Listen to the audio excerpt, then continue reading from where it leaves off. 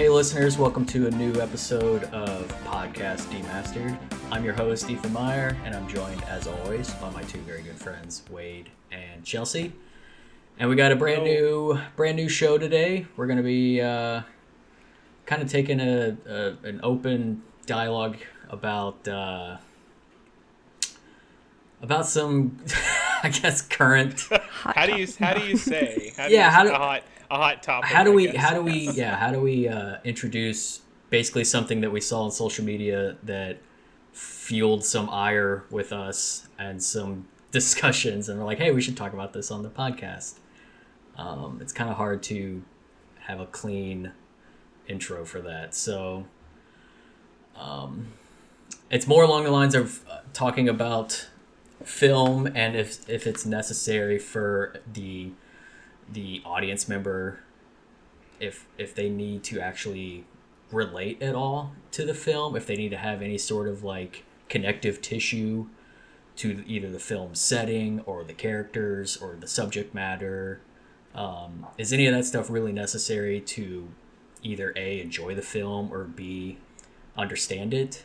And that's kind of what we're gonna have a discussion about today. But before I guess we dive into that, I say we go around and talk about why each of us individually even watch films, and how we watch films, and why, and what gravitates us towards film in itself.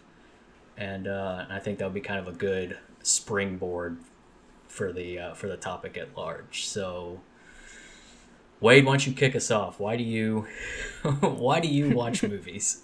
I watch movies for the same reason I consume any other form of media, I suppose. I want that escape from reality. And sometimes it's movies, and sometimes it's literally anything else. I don't have any particularly strong relationship to the art of film. Unlike you two. It's not something that I like rely on or really relate to in any strong form. But I do enjoy them. I've probably seen Scott Pilgrim like 800 times by now. So I'm sure that, that's something. But when I pick anything, including movies, I just want it to look interesting, and that can mean a bunch of different things. It can be based off of something. It can just have a story that I'm like, oh yeah, or it can have an actor and actress I'm like, I like those people, or it can just look completely stupid and I'm like, I'm on board, let's do it. Yeah, anything to, when you bring up escapism, it's basically anything that's the opposite of your like daily like doldrums. Yes, and so in that regard, it's not really important that. In topic of the episode, I don't need to see myself in anything that I'm watching, because most of the stuff that I'm trying to escape with, it probably has nothing to do with me or who I am as a person or anything like that. I don't want myself in the media, if that makes any sense. Yeah. So I want something new. I want new perspectives. I want all the different things. Yeah, I think escapism is probably like a very popular answer for why people specifically like movies or like video games or books. People like the fiction that kind of takes them, that sweeps them off their feet, off their 9-to-5 grind. They want something that's going to transport them into a completely different setting, and so they can kind of just, focus on that for a while, so they don't have to focus on the fact that tax season's here, or that they got bills to pay, or they got all that kind of stuff. It's just like, no, I want to be completely enveloped in some like fantasy, basically. I think that's I would feel like that's probably like a popular answer for media at large anyways. Even like social media, people just scroll through and live vicariously through others to escape the crushing reality of their own life. Social media. So. I could do without social media in general. I think I say that, and I have everything. I'm on everything, but I don't I'm not really attached to it anymore. Like I don't really care for it anymore. But that's just me as a hermit, I think. So I don't know. I don't know. An introvert in your free time. In free time, indeed. Chelsea, what about you? Yeah, I think, escapism plays a lot into that too, and it's also just kind of a way to relax. That's also another way to like to say watching movies, just to chill out in the evenings after work or on a weekend or anything like that. But I watch things that just intrigue me. Whether it's the story, cool characters, IP, maybe it's something that I have never heard about and I want to know a little bit more about, or just see this story and their take on it. It's just, that's why I watch movies, because I want to watch something that's interesting, and if it's enjoyable, that makes it even better.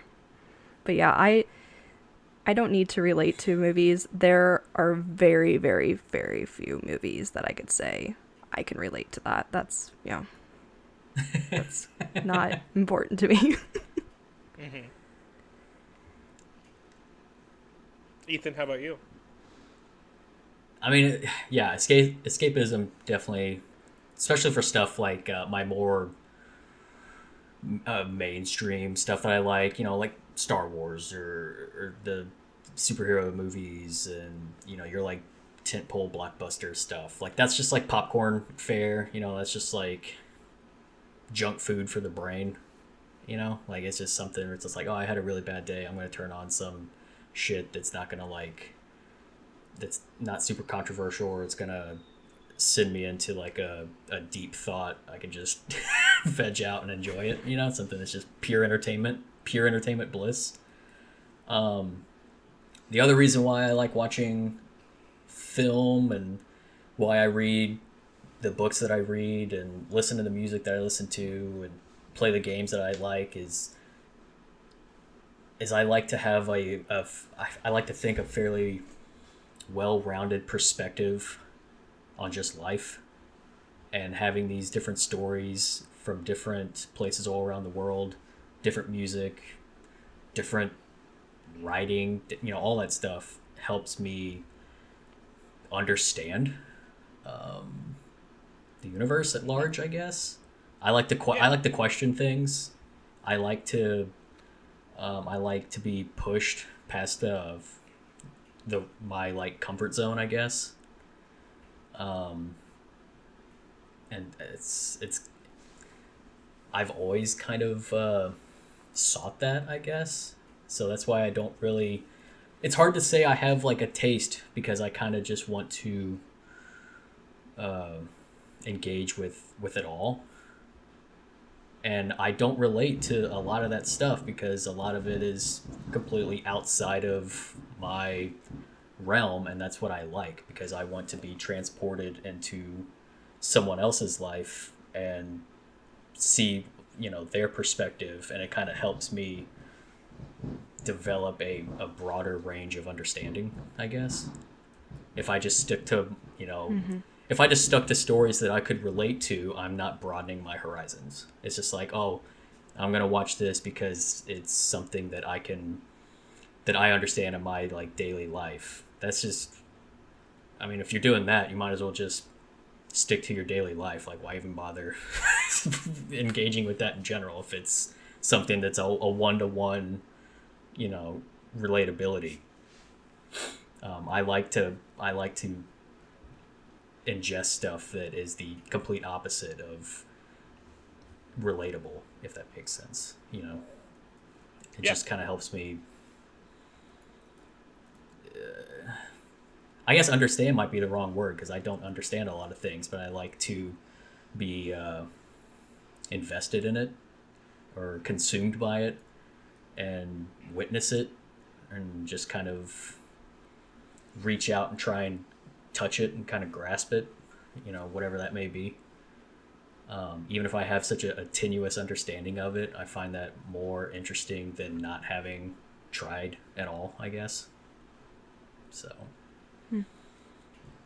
I think those are all things that we get. Yeah. It's just, having to, if I'm watching a film and the main character doesn't sound like me or doesn't look like me, doesn't have my background, doesn't have my ideologies, doesn't have my like ethics, that's not going to turn me off from watching it. In fact, that might actually provoke me to watch it because I want to see why they have all those things and what it's like for them in their world.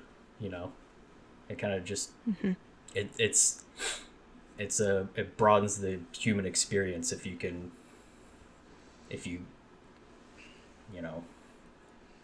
somehow try and engage with that. If I just watched films about white males that are single, they're stay-at-home dads, that it's just like, okay, cool, that's my life.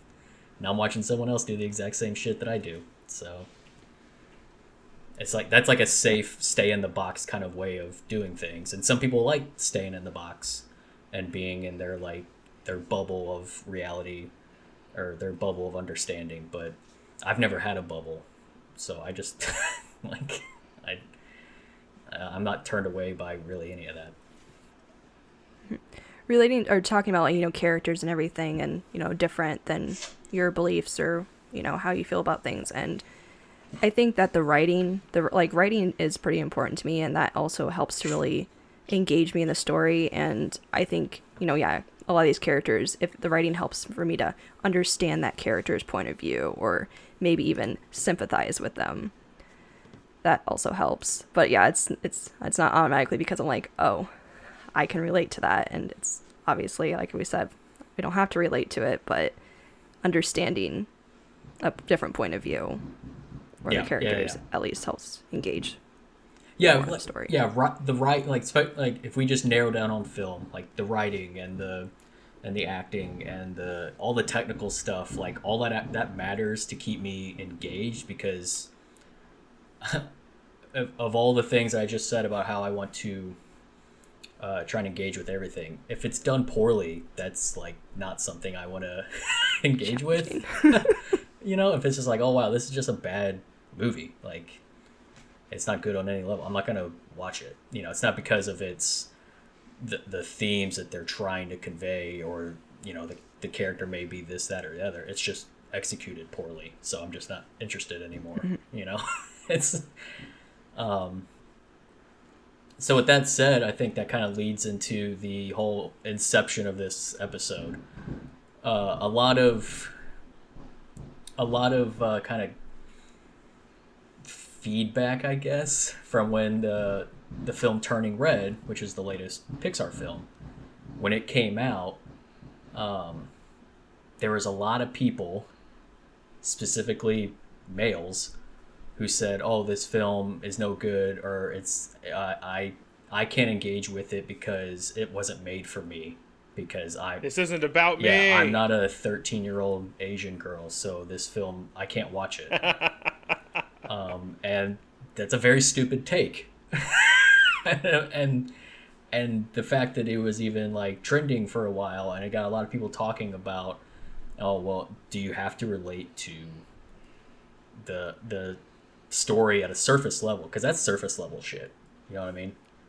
The fact that she is whatever her age is, or her ethnicity or background, like that's all just like surface level. That's not even like the core root of that film or what it's even trying to speak about.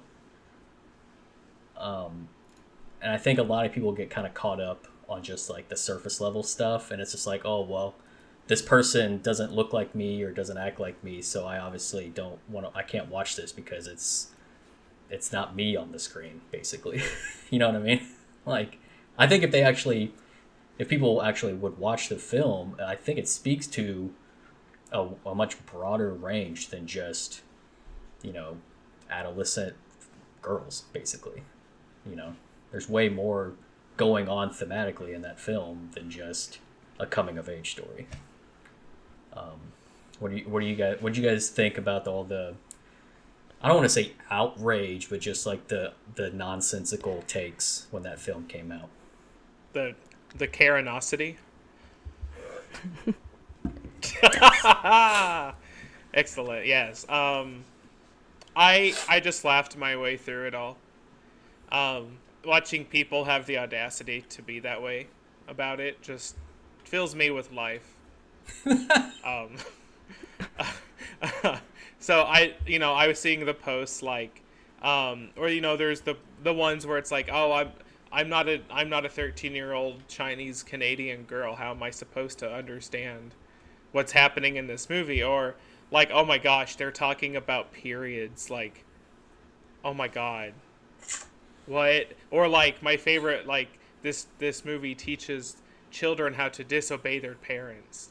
Right. Yeah. That was a personal favorite. Yeah, that was like on day 2 when all the Karens came out on social media. Mm-hmm. I was like, well, my first thought was when I saw all those posts, I was like, if you're having this response to it, there's a character in this movie for you. It's the mom. Maybe you should go watch her in the movie next time. Yeah. Yeah. So I was just like, I just, it was a good time reading all the stuff about it for me. Yeah, and I mean, social media is definitely the battlegrounds for bad takes and just upheaval, basically. Like that's kind of like the primary source for all that stuff. Yes. Chelsea, what about you? What were some of your hot reads when that stuff was blowing up? How was I feeling about it? Yeah. Yeah. I mean, I think one thing important to note is that, the surface level stuff in this movie is important. That representation, I think it's important to acknowledge and understand the importance of this being a Pixar film that actually has a Chinese Canadian girl as the lead character, and that's a really big deal. And just having that representation and that point of view. Now, definitely, yes, I definitely agree. There's definitely a lot going on in the story. Very well done. Lots of, with the different relationships and everything. And I think I had a lot of feelings about people's reactions to this. I think it's because I think it also became just a big deal because I think still Asian culture in general is just seen as foreign to so many, like, particularly Americans. And absolutely, yeah. It makes people uncomfortable that don't have as much, like, that you don't see these characters on screen, so people react and because they're uncomfortable. And it's just... What I think is interesting, too, is I feel like Encanto did not get as much drama behind it, with this being like, I can't relate to the characters. But then we see a lot of that with Turning Red. Yeah, I mean, And even with when Pixar did Coco, which is essentially Encanto but better, there was never any like negative response to that film, focusing on Hispanic culture or when Luca it was a male came lead. out. Yeah. It's true. I think a lot of it, especially when it comes to Asian culture, is I think that since it's so visually different than what people are used to, that I think it takes them... I think it's easier for them to separate it out and makes it feel foreign and odd to them because it isn't part of their just like normal viewing. Like even in terms of, we just stick with like the Pixar films, like Turning Red has like anime inspired elements to it, which makes that film visually stand out from the rest of like Pixar's palette. I found that awesome. I thought Turning Red was like, from an animation standpoint and like the visuals was like, astounding. But I think a lot of people will be like, oh wow, this is odd, and I don't really know why, and it makes me like they acknowledge that oddness where a lot of other cultures kind of, I think, blend more seamlessly. And like that's not like good or bad, it's just I think it's Asian culture definitely has like its style, and I think its style is like so vastly different that most people you know, I think it's easier to pick out as different, if that makes sense, without trying to make it sound negative, because it's not supposed to be. I just think from like your typical Joe six-pack, if he's just like turning on, you know, if he's like watching like an American cartoon and then turns on like an anime cartoon, like it's totally different. You know what I mean? Like, and it's just like, but if you, I don't know.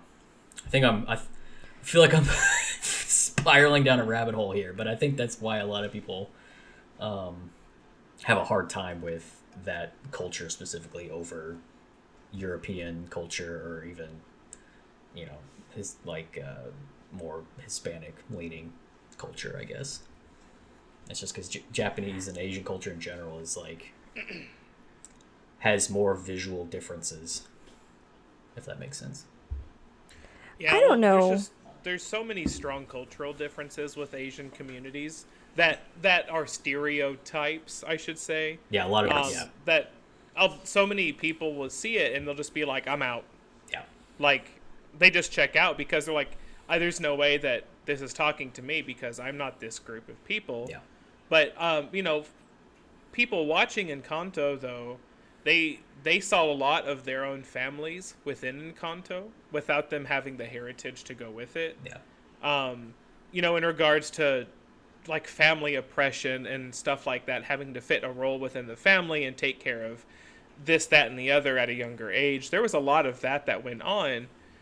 And I think it's simply just the race thing for like Turning Red that really just made people go, I don't even like want to see like myself in this movie, because how could I? Yeah. Yeah. Like I don't fit Asian stereotypes. Like why would I be in this movie? Yeah. Yeah, and I think too, like, that also specifically plays into the fact of like implicit bias, like that subconsciously not recognizing that there's an issue, and like, you know, maybe the real reason why people automatically turn it off, you know, it's because it's an issue with probably like race or gender or anything like that. And I think, well, you're mentioning like Japanese culture, like specifically, which is, you know, it's a little side tangent, but I know a lot of people have gotten into anime and everything. Like, anime is a big deal. People are very excited about that, but not a lot of people, at least like Americans, I feel like, have that experience of watching like kind of like everyday Asian experiences, whether they're Chinese Canadian or you know, Asian American or anything like that. We don't often see those normal stories, not anything, you know.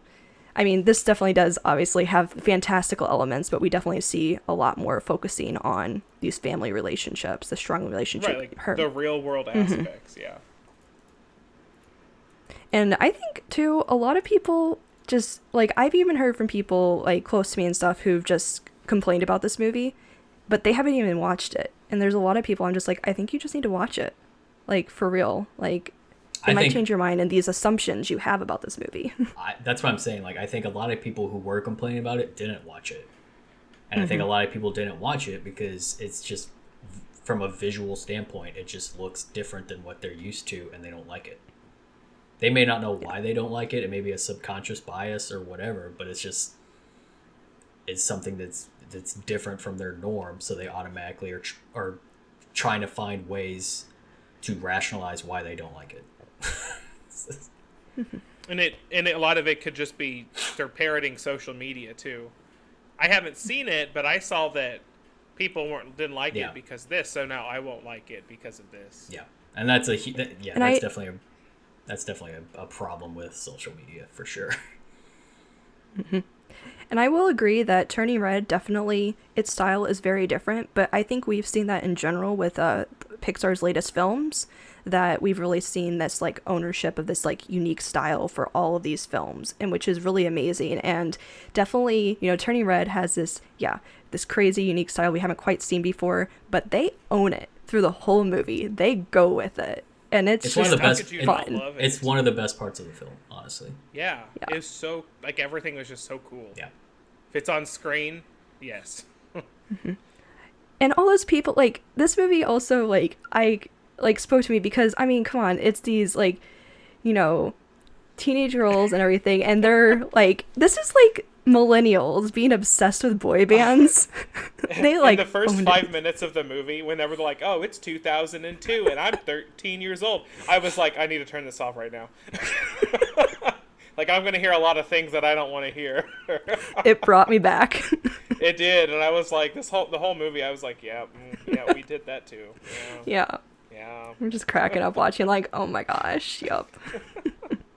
Yeah, and I'll say, like, in terms of like one-to-one relation, like relating to the story or the characters or any of that stuff, like, most of that stuff doesn't speak to me. Like, yeah, I grew up in that time, but I wasn't, you you weren't cool. I wasn't cool. I wasn't boy band obsessed.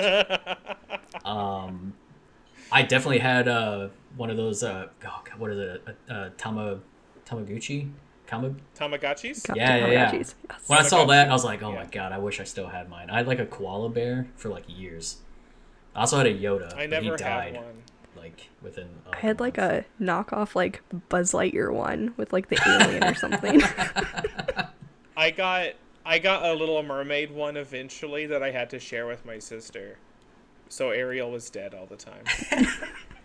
Yeah, my Yoda died almost instantly. He was very hard to please. But I had my koala bear for like 3 or 4 years. They're making a comeback. I still want one to this day. I'm like, one of these days I'm going to spend $20 and just buy one. Yeah. And I'm going to annoy all of my students with it. Yeah. It's going to become my personality. Yeah, those are pretty cool. But, regardless of all that stuff, like, I still found that film to be incredibly charming. It was one of the funniest Pixar films I've seen in a long time. Like, I've already spoken about the visuals and how I really liked it. I mean, the whole package was incredibly enjoyable. Even if I didn't have that connective tissue to really anything going on. But I don't think that's important for people to actually enjoy something. If people are actually open-minded or understanding of like basic themes or just like symbology, I think people would gravitate more towards that kind of stuff outside of their normal day-to-day life. But the problem is a lot of people don't take entertainment that deep, especially if your average thing you're watching is like reality TV or something like that, where it is puddle deep. There's not much to digest there. But yeah, with especially with Pixar here recently, like their last 4 films have been Onward, Soul, Luca, and Turning Red. And like all 4 of those films are diverse stories, culturally diverse, personal stories for the directors. And Turning Red was the only one that got any sort of like kickback. So that's kind of odd to me. It's another one of those things for that conversation where girls have to work harder. Because that's the only female-led movie, right? Out of those, Encanto, I suppose. Yeah, I mean, and Pixar. Encanto had a lot of. That's like the second one. Oh wait, but it's for at least a non-white character. Yes. Mm-hmm. Yeah, I was gonna say because Pixar's had leading females before. I mean, Brave was a female character. It was a movie. Yeah. Yeah, but how often is Brave anywhere, in people's top 30 Pixar films? Right, and that's what I'm like. Even if Turning Red isn't a top, like it could be the worst Pixar movie made or whatever, it's still gonna get like that ire just because it has like that sort of style to it. Like Brave is just it's female led, but it's just another. I don't know. Visually, it's still the same as everything else. You know what I mean? Mm-hmm. So, but I don't know. Yeah, nevertheless, visually, it definitely is. Yeah, Pixar does not have very many female-led things. Clearly, we can only name 2 of them, but it's just I think it's funny with talking about like the recent Pixar movies and how Turning Red is the one that's getting a lot of opinions about. You talk about like, yes, the Karens talking about like, oh no, it's talking about disobeying your parents. Did you guys watch the other movies? Like, I'm pretty sure they disobey their parents. Have you seen any kids movie ever? Yeah. Also, if that's the only point you got, like, yeah, clearly you haven't watched any of the movies. Yeah, you're letting your kids watch. Yeah. I mean, that's kind of the problem with just people in general is like they'll watch something and they'll come to a completely different outcome because they're taking that content and it's being warped in their like belief system and their life and all their shit and all their their baggages, and then it comes out the other end and it's like a game of telephone in their brain, and when they finally talk about it on the other end, it's like, no, that's what the fuck are you even talking about? The film's not even about that. Like, did you watch the same movie I did? Like, that's where like the human equation comes in and kind of sullies everything a little bit. That's if people even watch the film. Based on some of the takes that I was reading, I'm pretty sure most of those people didn't even watch it. Yeah. And actually, when I started seeing all this stuff before I watched it, and it made me want to watch it more. Because I'm just like, what the fuck? What are all these people talking about? Like, how is this like some crazy ass film? Like, I gotta check this out. Like, I was gonna watch it regardless because I try and watch everything Pixar makes. They're like my favorite animation house. So I was gonna watch it at some point. But now that I saw all this, like, all these opinions, I was like, oh shit, now I really gotta watch this. I gotta check this out. Ready to dish out your opinions then. Yeah, so I was like, man, this is gonna be a crazy film. I gotta get on this. A controversial Pixar film. Hell yeah, I'm all about it. Mm-hmm. And I came out the other end, I was like, that wasn't controversial at all. Fuck, what movie are these people watching? Right? Yeah, because they didn't watch it. Yeah.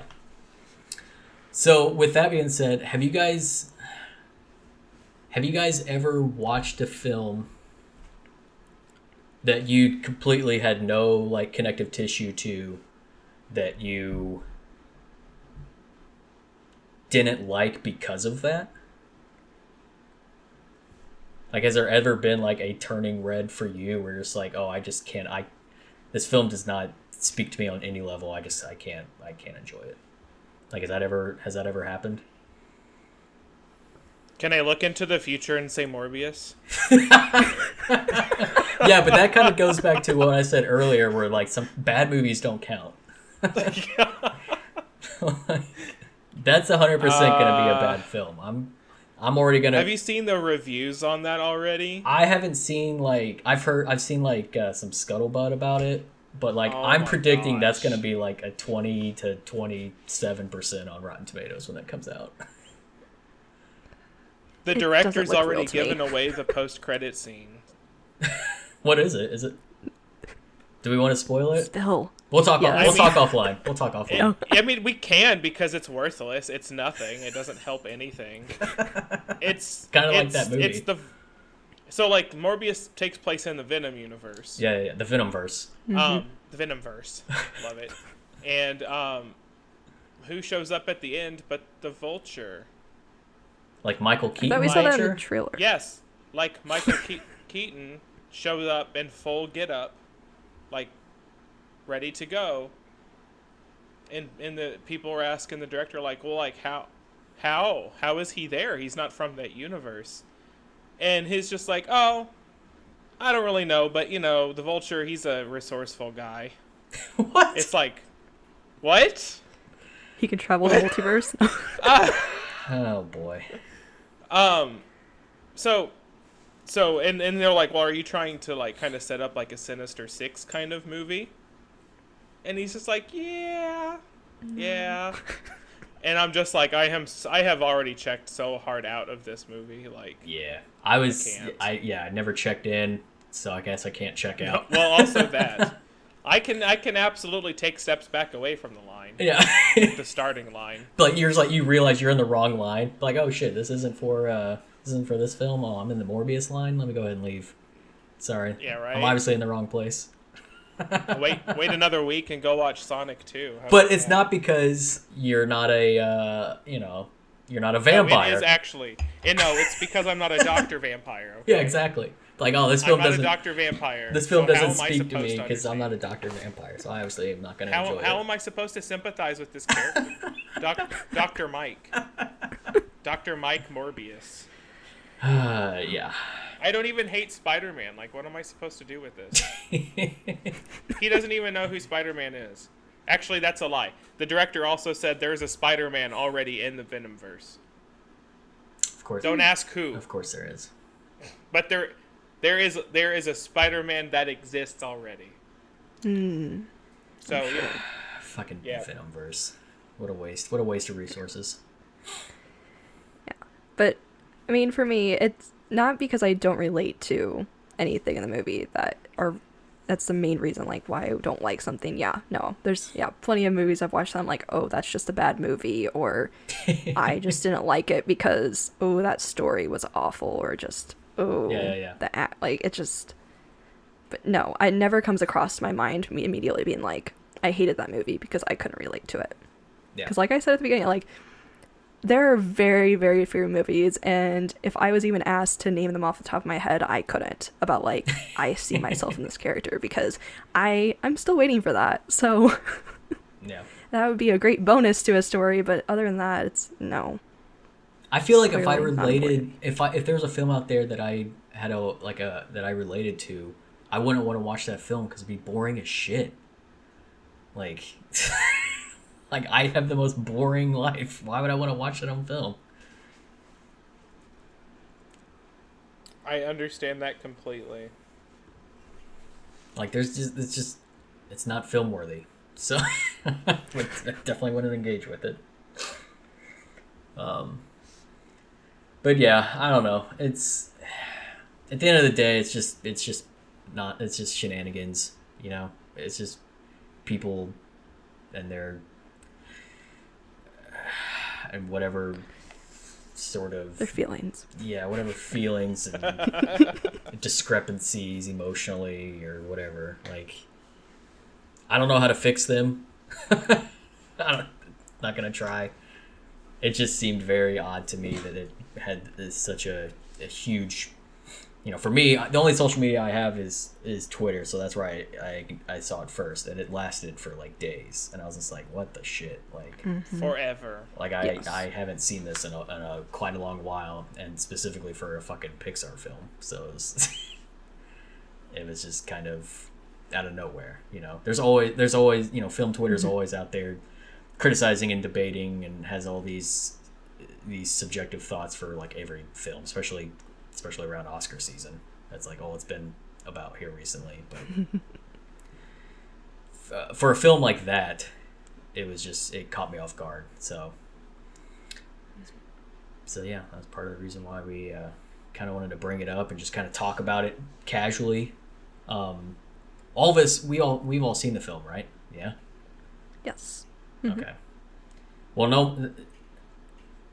Where would you guys, since we've already, I know this isn't really tangential to the... Don't ask that no. question. No. Don't know where this is going. No. Where on the Rushmore list would you have Turning Red? Get out. Do we need to... I mean, definitely in the top 10. You'd have I'd in the put top that 10? there. So, I don't have a specific number, but Man, I wish we the still top had 10. that. I wish we still had the list so we knew what we had to remove. Yeah, I'm the same with you. I think for sure I would have it in the top 10. I really enjoyed it. I've already watched it, I guess, 3 times now because my son, he I guess really liked it too. So we've watched it a few times, trying to get him away from the Toy Story kick. Kind of getting burnt out on that, especially since They'll find something else and you'll get burnt out on that. Yeah, I've been trying to steer him away and all kinds of stuff, and all he wants to watch is Toy Story 4 over and over and over. I'm like, God, son, this isn't even the good Toy Story. Like, no. Can we at least watch 3 or something? I mean, come on. Anything but 4, jeez. Yeah, 4 is not clearly my top 10. Let's Make that clear again. Yeah. Turning red is. Yeah, I don't think Toy Story was in the top 10 for any of us, so. No. I think I took that one out immediately. Yeah, I think that might have been the first casualty. Yeah. So yeah, if you got listeners out there, if you haven't seen Turning Red, I would recommend it. It gets the podcast demastered seal of approval. Yes. So you should definitely go out and check it out. It's a charming film. It's very funny. It's very well done. So yeah, that's all I got. You guys have any more on Turning Red before, or just the topic at large before we call it a night? Nope. Yeah, I just agree. Yes, clearly it has our seal of approval. Everybody who hasn't watched it, give it a chance. And I think also, if you have watched it or you do watch it after listening to this episode, let us know, and we can have a discussion on our social medias. We're on Facebook, Twitter, and Instagram at Pod Demastered. You can also send us an email at demasteredpodcast@gmail.com.